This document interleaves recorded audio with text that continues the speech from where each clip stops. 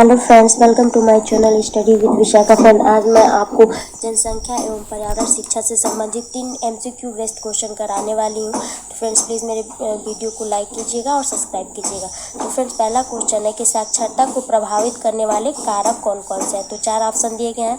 इसमें अर्थव्यवस्था है, यातायात संचार के साधन है, नगरीकरण है और उपयुक्त सभी है।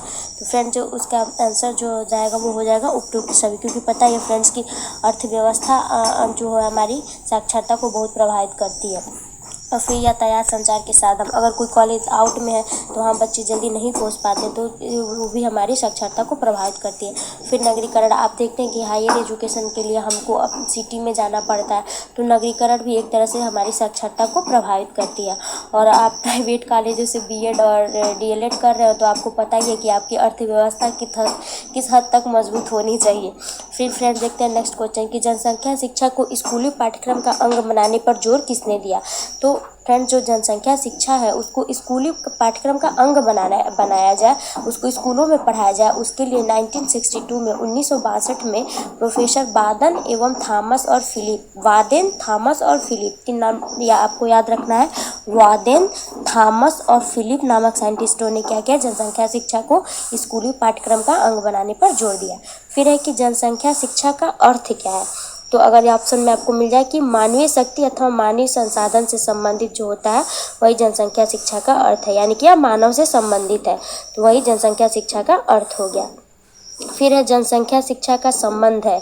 तो जनसंख्या के आकार से, वृद्धि अथवा ह्रास से, संरचना से, लैंगिक अनुपात से और वैवाहिक आयु से। तो इसमें सारे ऑप्शन सही हो जाएंगे, क्योंकि जनसंख्या शिक्षा में हम सिर्फ जनसंख्या की बात नहीं करते बल्कि उसके आकार की, उसकी वृद्धि की, उसके ह्रास या कमी की, उसके संरचना की, उसके लैंगिक अनुपात की और प्लस उसकी वैवाहिक आयु की। तो ये सारी जो चीज़ें हैं वो जनसंख्या शिक्षा के अंतर्गत आती हैं। फिर नेक्स्ट क्वेश्चन है, 5th क्वेश्चन है कि जनसंख्या शिक्षा संगोष्ठी 1970 में कहाँ हुई। तो ये ऑप्शन में आ जाए तो आपको बैंकॉक लगाना है, क्योंकि जनसंख्या शिक्षा संगोष्ठी जो है 1970 में बैंकॉक में हुई थी। फिर है नेक्स्ट क्वेश्चन 6 नंबर, जनसंख्या शिक्षा का उद्देश्य क्या है।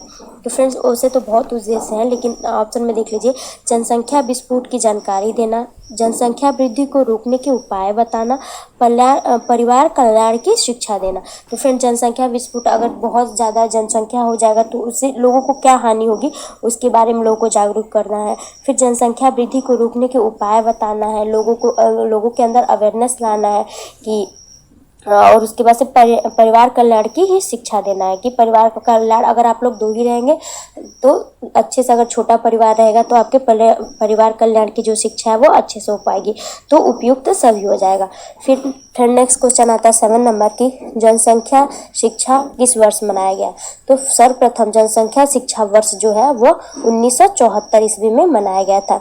फिर नेक्स्ट क्वेश्चन 8 नंबर की, पॉपुलेशन ट्रिब्यून किसे कहते हैं। तो फ्रेंड्स 1974 ईस्वी में महान ये जो घटना हुई थी बुखारेस्ट शिक्षा संगोष्ठी, तो बुखारेस्ट शिक्षा संगोष्ठी को ही पॉपुलेशन ट्रिब्यून के नाम से जाना जाता है। तो ऑप्शन में रहेगा कि पॉपुलेशन ट्रिब्यून किसे कहते हैं, तो इसका आंसर जो हो जाएगा वो बुखारेस्ट शिक्षा संगोष्ठी हो जाएगा 1974 में। फिर कोई भी एक नेक्स्ट कोटेशन है 9 नंबर कि कोई भी बुद्धिमान व्यक्ति आधुनिक समय के संदर्भ में जनसंख्या शिक्षा के महत्व एवं आवश्यकता की उपेक्षा नहीं कर सकता। तो यह कथन किसका है, तो ये आपको नाम याद रखना है, डॉक्टर लल्ला एवं डॉक्टर मोती ने कहा था कि कोई भी जो बुद्धिमान व्यक्ति है वह इस समय में जनसंख्या शिक्षा के महत्व एवं आवश्यकताओं की जो है वह उपेक्षा नहीं कर सकता है। फिर फ्रेंड्स नेक्स्ट क्वेश्चन है 10 नंबर की, जनसंख्या का अध्ययन किसमें किया जाता है। तो फ्रेंड डेमोग्राफी के अंदर जो है वो जनसंख्या शिक्षा का जो है अध्ययन किया जाता है। तो अगर क्वेश्चन पूछ दे कि डेमोग्राफी किस भाषा से आया है, तो यह ग्रीक भाषा का शब्द है, जिसमें होता है डेमोस का अर्थ होता है जन और ग्राफिन का अर्थ होता है टू ड्रा या राइट करना।